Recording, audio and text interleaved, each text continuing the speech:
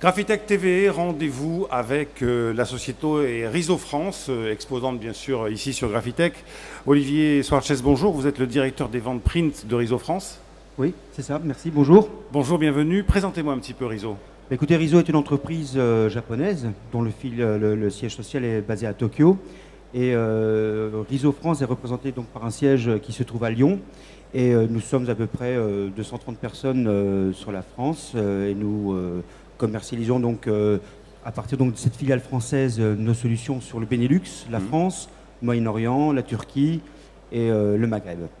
Alors, on va signaler d'abord qu'un des produits de Riso, The Bridge, a été primé, en tout cas a fait l'objet d'un coup de cœur de la part du comité Graphitech Expert 2013. Est-ce qu'on peut présenter cette solution qui est d'ailleurs présentée ici sur Graphitech?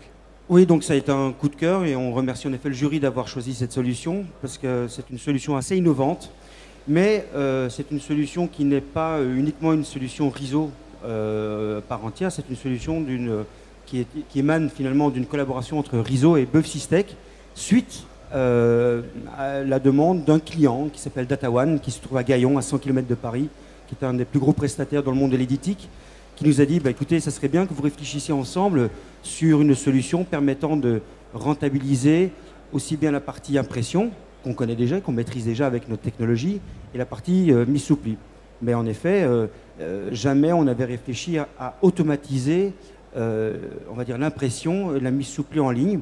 Donc en effet, notre client nous a incité à se mettre autour d'une table, à réfléchir et à inventer, on va dire, un nouveau concept de solution qui va de l'impression à la mis-soupli. C'est-à-dire qu'en effet, il y a pas mal d'opérations qui aujourd'hui tombent, puisqu'on a ce qu'on appelle maintenant The Bridge. Donc on a traduit le pont. C'est un pont entre une imprimante de production et une machine de production de mis-soupli. Oui, du fichier d'impression à la remise postale, hein, dit-on. C'est exactement ça. Oui. Alors comment une demande peut émaner d'un client en 2013 alors que finalement c'est un besoin qui existe depuis des années? Pourquoi ça a mis autant de temps à mûrir? Bah, parce que d'accord, c'est une question de... Enfin, moi je considère que c'est une solution qui émane suite à une histoire d'hommes. Ce sont d'abord des hommes qui se sont rencontrés, qui se sont mis d'accord autour d'une idée. Faut-il encore que deux constructeurs avec des technologies totalement dissociées, mais par contre complémentaires, se parlent? Et il est vrai qu'aujourd'hui, Beuve et Riso, ayant une même philosophie en termes d'approche clientèle, c'est-à-dire réfléchir autour du problème du client, ont dû, oui c'est vrai, se mettre autour d'une table suite à la demande d'un client, mais quelque part, c'est une suite logique dans l'histoire. Alors, Riso est aussi positionné sur le jet d'encre. Ce qui est une posture de départ et qui n'est pas quelque chose de généralisé dans le secteur. Hein. C'est vrai. Riso a choisi il y a 10 ans de rentrer dans le monde du numérique, de l'impression numérique, en utilisant une technologie jet d'encre. Pourquoi? Parce que avant, donc il y a 10 ans jusqu'à présent, on était donc leader dans la fabrication de machines qu'on appelle des duplicopieurs, donc qui servaient à repiquer ou redupliquer des documents, mais avec un système d'impression master. Donc il y a 10 ans, le numérique arrivant, il y avait un choix, soit réinvestir de lourdes sommes pour intégrer des solutions ou des technologies existantes du type laser dans nos systèmes, donc être quelque part un constructeur OEM, mais il y a 10 ans, un choix a été fait pour rester unique, comme c'est un petit peu notre leitmotiv, en intégrant des têtes jet d'encre, finalement, en lieu et place du master utilisé par le jet d'encre. Alors qu'à l'époque, tout le monde ne jurait que par le laser. On dirait même pas à l'époque, toujours. Toujours, encore. Oui, toujours encore, parce que dans on le monde en parlait il y a un instant sur ce plateau d'ailleurs. Oui, toujours d'ailleurs, parce qu'aujourd'hui dans le monde de l'impression page-page, on peut dire que le laser reste prédominant en termes de technologie d'impression, et il est vrai qu'on est toujours un petit peu considéré comme outsider par rapport à cette technologie. D'ailleurs ici sur le salon on le voit bien, on voit donc en effet nos confrères présenter des technologies de plus en plus complexes, de plus en plus sophistiquées, mais bien sûr répondant aussi à des problématiques aussi sophistiquées ou complexes. Néanmoins, le jet d'encre a pris sa véritable place parce qu'on répond à des nous répondons à des problématiques aujourd'hui auxquelles le laser ne répond pas. Alors vous imprimez, vous éditez des documents en général, documents de gestion, documents marketing avec de la couleur d'accompagnement. Aujourd'hui, une feuille A4 avec de l'encre noire dessus, ça ne suffit plus. Qu'est-ce que vous demandent vos clients et quelle est, je dirais, quelles sont les grandes tendances? Ben, écoutez, je vous donnerai comme exemple, ouvrez votre boîte aux lettres tous les matins et vous allez voir que la plupart de vos fournisseurs, que ce soit des compagnies d'assurance, bancaires, électricité, etc., aujourd'hui, quand vous regardez bien vos factures, ce sont des factures qui sont imprimées en couleur. Aujourd'hui, la seule technologie qui permet d'imprimer, on va dire, des larges quantités de documents variables du type facture avec de la couleur, c'est une technologie qui est utilisée, qui est le jet d'encre. Donc en effet, le jet d'encre n'est pas nouveau pour nous, utilisateurs, enfin, de notre téléphone. En effet, donc, du coup, Riso s'est positionné donc, sur ce même marché pour dire, écoutez, pour attaquer ces mêmes marchés, mais dans des quantités plus faibles, on va dire en termes de volume, on va proposer la même technologie, jet d'encre, qui propose en effet, de par la technologie, une fiabilité en termes d'utilisation inégalée par rapport aux technologies dites laser. Alors effectivement, vous avez parlé des volumes en plus petit volume. C'est une tendance du marché, les volumes baissent. Alors pour des raisons, on en parlera un peu plus en détail, mais pour des raisons qui tiennent un petit peu à, alors je vais dire peut-être une bêtise, mais un effet de mode, on dématérialise systématiquement, puis on se rend compte, on en parlera, on se rend compte que ça fragilise un peu la relation client. Donc en tout cas, le constat, c'est que les volumes ont tendance à baisser. Alors en effet, les volumes en termes de documents éditiques ont baissé d'une façon, enfin quand on en parle d'une façon industrielle. Par contre, qu'est-ce qu'on demande aux gens de faire? C'est d'imprimer leurs factures chez soi. Donc finalement, les volumes, globalement, au niveau mondial, restent les mêmes ou vont même progresser, sauf que bon, on va imprimer différemment. Aujourd'hui, en effet, donc, par rapport donc, des prestataires ou des gens qui éditent des larges volumes en termes de documents transactionnels, donc ils vont baisser leur volume de par un effet de mode qu'on va appeler la dématérialisation. Néanmoins, on voit aussi que pas mal de clients qui ont eu cette réflexion autour de la dématérialisation se sont dit finalement on perd une relation avec le client, donc du coup ils vont rematérialiser un certain nombre de documents. Mais différemment. Mais différemment, c'est-à-dire qu'en effet aujourd'hui au lieu d'envoyer un relevé de compte ou une facture bêtement avec un logo préimprimé offset et une information en noir, par exemple hebdomadaire, ils vont faire maintenant peut-être une fois par mois, sauf qu'ils vont enrichir le document avec d'autres informations permettant de capter des informations ou donner d'autres informations au client final. Vous avez aussi une démarche qui est parallèle à ce qu'on vient d'évoquer, d'empreinte écologique, et vous dites à juste titre que le bilan carbone d'un mail, contrairement à ce qu'on peut penser, est loin de ne pas être significatif, est loin, je dirais, d'être léger. Le mail a des bilans carbone parce que les data centers qui fonctionnent utilisent beaucoup d'énergie. Qui ne remet pas en cause le papier, c'est ce que je voulais dire. Non, tout à fait. Alors, j'ai plus le chiffre exact en tête, mais il me semble que quand vous faites un clic sur Google, ça équivaut à allumer 10 fois la lumière chez vous à la maison. Faire on-off 10 fois, j'éteins, j'allume. Ça, c'est un clic sur Google. Imaginez les millions de clics qui se fait sur Google, n'était-ce que pour rechercher un document, etc. Le bilan carbone, il n'est pas mesurable en tant que tel, mais quand on voit les data centers en effet nécessaires pour alimenter toutes ces informations, c'est immense. C'en est à un tel point que maintenant on va mettre ça dans les pays nordiques parce que là-bas au moins il fait froid, sauf qu'après ils vont réchauffer. Mais bon, aujourd'hui le bilan carbone du média papier, il est maîtrisé par les professionnels. Il est maîtrisé déjà à la partie, donc pour la partie fabrication du papier, on maîtrise ce qu'on va mettre dans la machine puisqu'on avec les labels, exactement, donc ça c'est maîtrisé. Ensuite, aujourd'hui, quels que soient les constructeurs, quelles que soient les technologies utilisées, maintenant, ils maîtrisent en effet, on va dire, l'impact écologique.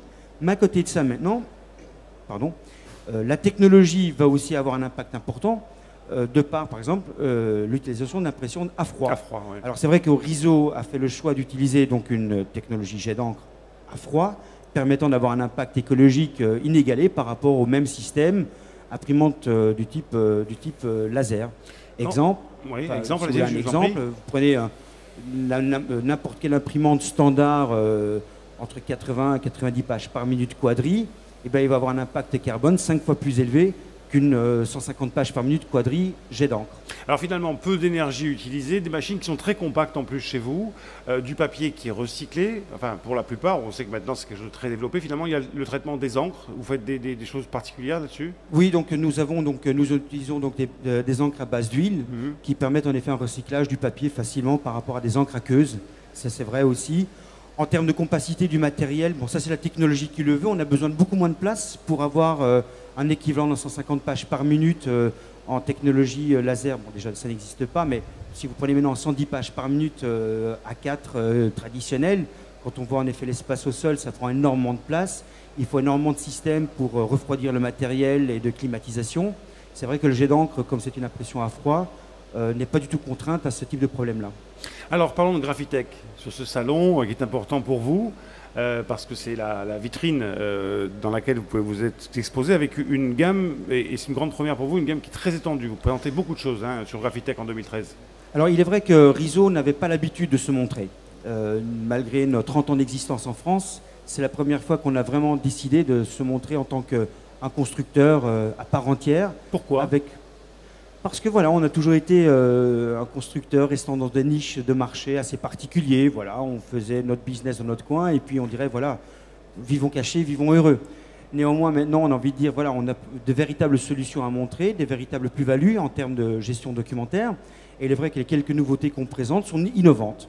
Innovantes de par la qualité de technologie, donc la qualité de l'impression. Aujourd'hui, c'est vrai que les nouvelles encres utilisées permettent d'être, on va dire, au niveau des exigences de nos clients.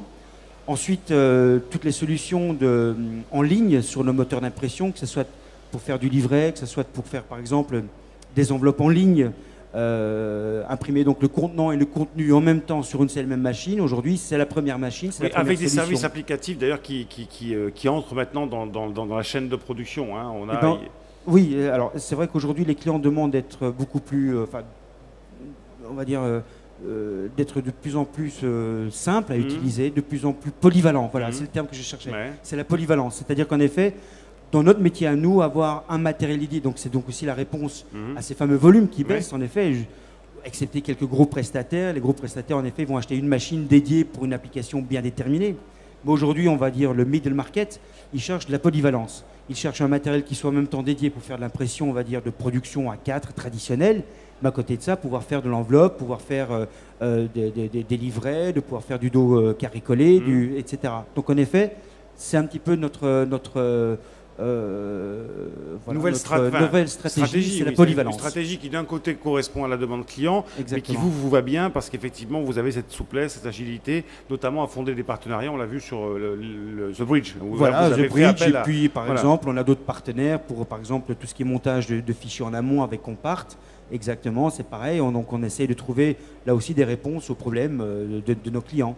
Donc le bridge, en effet, c'est du post-production et après, il y a des partenaires pré-production. Exactement, c'est le maillon de la chaîne. Qu'est-ce que vous disent vos clients depuis hier, puisque nous sommes mercredi aujourd'hui? Un très beau stand, beaucoup de monde. C'est vrai, ils sont surpris.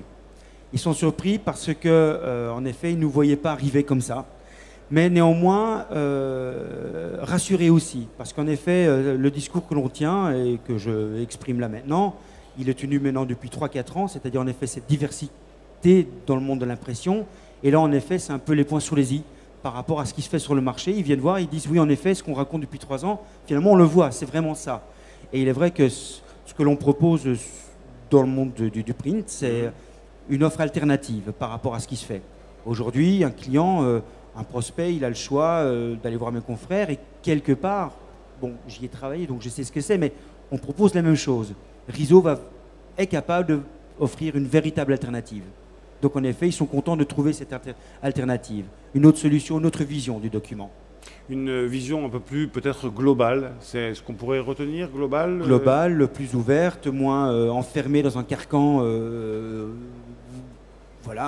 dans lequel tous les constructeurs veulent les amener, qui est défendable. Mais aujourd'hui, c'est vrai que quand on regarde les documents, la plupart des documents qu'on essaie d'atteindre, c'est de la qualité offset, c'est la référence.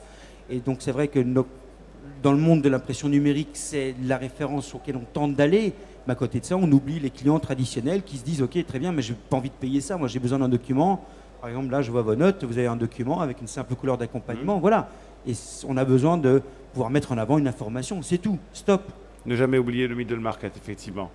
Le middle market ou le middle besoin, on va dire ça comme ça. C'est plutôt middle besoin à ce moment-là. Olivier, merci beaucoup d'être venu. C'était rendez-vous avec Riso France sur Graphitech. Merci de m'avoir reçu. À plus tard.